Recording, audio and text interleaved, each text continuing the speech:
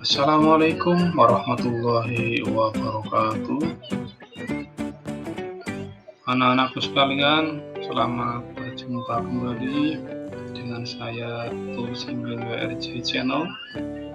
Yang pada kali ini kita masih akan belajar IPA dengan materi suplemen asesmen madrasah atau sekolah. Baik, mari kita ikuti pembelajaran pada kali ini. Untuk materi pada kali ini adalah sifat-sifat cahaya dan pemanfaatannya. Kemudian standar kompetensinya adalah menerapkan sifat-sifat cahaya melalui kegiatan membuat suatu karya atau model. Sementara kompetensi dasarnya adalah mendeskripsikan sifat-sifat cahaya. Lalu untuk indikator kompetensi dasarnya, yang pertama adalah menjelaskan sifat cahaya, kemudian menjelaskan sifat bayangan yang dihasilkan oleh cermin datar, menjelaskan sifat bayangan yang dihasilkan oleh cermin cembung, menjelaskan sifat bayangan yang dihasilkan oleh cermin cekung. Oke, baiklah anak-anakku sekalian yang berbahagia, mari kita pelajari bersama-sama bagaimana sifat-sifat cahaya. Bahwasanya cahaya sangat bermanfaat bagi kehidupan, karena dengan cahaya keadaan bumi menjadi terang benderang. Cahaya memiliki sifat-sifat tertentu, diantaranya yang pertama adalah cahaya merambat lurus, yang kedua cahaya dapat dipantulkan, yang ketiga cahaya dapat dibiaskan, yang keempat cahaya dapat menembus benda bening, dan yang terakhir yang apa tadi, cahaya dapat menembus benda bening. Oke, baik adik-adik sekalian yang berbahagia, kita pelajari yang pertama. Sifat cahaya yang pertama adalah cahaya merambat lurus. Saat berjalan di kegelapan, kamu memerlukan senter. Ketika senter kamu nyalakan, bagaimana arah rambatan cahaya yang keluar dari senter? Cahaya senter arah rambatannya menurut garis lurus. Perhatikan gambar berikut ya. Di sini ada percobaan ya. Ada 3 karton yang masing-masing dilubangi dengan arah lurus. Karton 1, karton 2, dan karton 3 semuanya dilubangi dengan lurus gitu ya. Kemudian di ujung sini ada lilin yang dinyalakan, kemudian di sini ada anak yang menerawang atau melihat. Ketika lilin dinyalakan, maka cahaya akan kelihatan, akan merambat lurus, terlihat dari sela-sela karton yang dilubangi itu menunjukkan bahwa cahaya itu memang merambat lurus. Oke, sifat cahaya yang kedua adalah cahaya dapat dipantulkan. Jadi ketika cahaya mengenai permukaan benda yang licin, maka cahaya akan dipantulkan. Pemantulan cahaya ada 2 jenis, yaitu pemantulan baur atau pemantulan difus dan pemantulan teratur. Kemudian pemantulan baur atau pemantulan difus itu terjadi apabila cahaya mengenai permukaan yang kasar atau tidak rata. Pada pemantulan ini, sinar pantul arahnya tidak beraturan.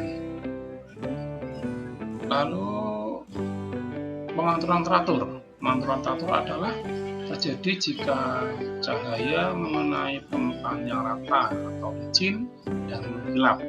Permukaan yang mempunyai sifat seperti ini adalah cermin. Seperti cermin ya, pada pemanturan ini sinar pantul memiliki arah yang berlaku. Cermin merupakan salah satu benda yang dapat memantulkan cahaya. Cermin dibagi menjadi 3, yaitu yang pertama cermin datar. Cermin datar adalah cermin yang permukaan bidang pantulannya datar dan tidak melengkung. Seperti lihat pada gambar, ini ada gambar bagian belakang cermin yang betul-betul rata. Kemudian yang ke B adalah cermin cembung. Ya, cermin yang kedua adalah cermin cembung.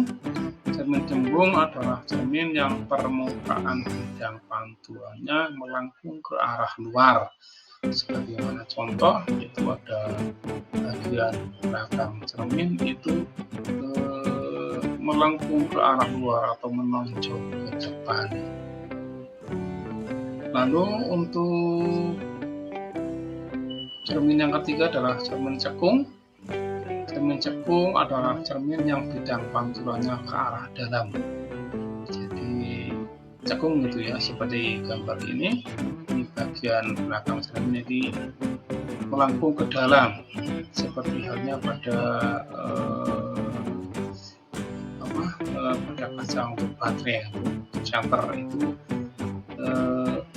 kacanya itu melengkung ke bagian belakang. Kemudian sifat cahaya yang ketiga adalah cahaya dapat dibiaskan. Dasar kolam yang airnya jernih terlihat lebih dangkal dari sebenarnya. Kenapa? Peristiwa ini merupakan salah satu bentuk pembiasan cahaya yang terjadi dalam kehidupan sehari-hari. Gejala pembiasaan juga dapat dilihat pada pensil ketika pensil itu dimasukkan ke dalam air dimasukkan ke dalam gelas yang gelasnya itu berisi air, maka pensil itu akan terlihat seperti patah. Anak-anakku sekalian, kita lanjutkan bahwa peristiwa pembiasaan cahaya dalam kehidupan sehari-hari. Tahukah kalian bahwa warna cahaya matahari yang setiap hari dipancarkan ke bumi? Apakah cahaya matahari berwarna putih? Bagaimana dengan sumber cahaya lainnya? Cahaya matahari yang kita lihat seperti warna putih sebenarnya adalah terdiri dari beberapa macam warna.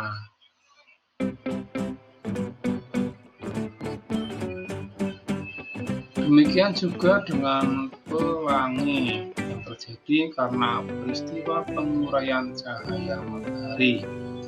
Oleh apa? Penguraian cahaya matahari oleh titik-titik air di awan, sehingga terbentuk warna-warna pelangi. Kemudian untuk ciri benda cahaya yang keempat adalah cahaya dapat menembus benda bening.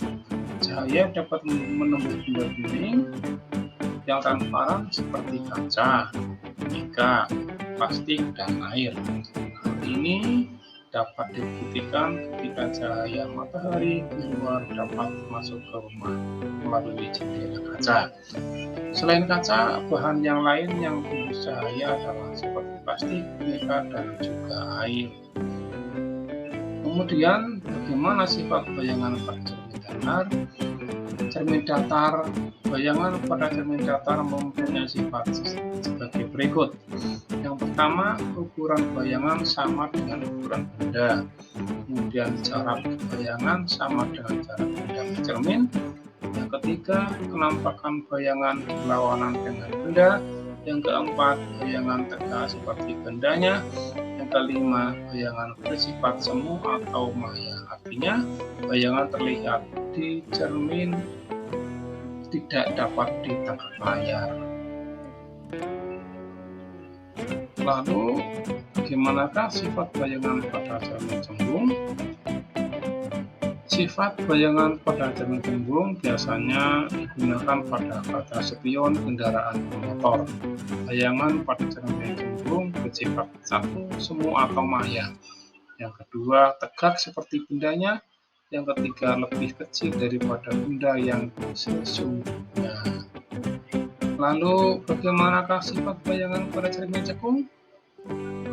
Sifat bayangan pada cermin cekung biasanya digunakan sebagai reflektor pada lampu mobil atau senter. Sifat bayangan benda yang dibentuk oleh cermin tergantung pada letak benda terhadap cerminnya. Sifat bayangan pada cermin cekung sebagai berikut. Yang pertama, jika benda dekat dengan cermin cekung, bayangan benda bersifat tegak, lebih besar dan nyata. Jika benda jauh dari cermin, bayangan bersifat nyata, sejati, dan terbalik. Adik-adik sekalian yang berbahagia, ini kita sampai pada konsep bahwa cahaya kemudian menjadi dua, sifat-sifat cahaya dan gunanya. Sifat-sifatnya adalah sebagaimana yang telah kita pelajari. Yang pertama merambat lurus, yang kedua dapat dipantulkan, yang ketiga dapat dibiaskan, dan yang keempat menembus benda bening. Sementara gunanya adalah macam-macam, bergantung juga penerapannya. Adik-adik sekalian yang berbahagia, demikian tadi sedikit penjelasan tentang sifat-sifat cahaya dan pemanfaatannya. Semoga bermanfaat. Kalau memang belum paham, bisa diputar ulang kembali dan dipelajari kembali. Terima kasih. Sampai jumpa lagi di pembelajaran berikutnya. Assalamualaikum warahmatullahi wabarakatuh.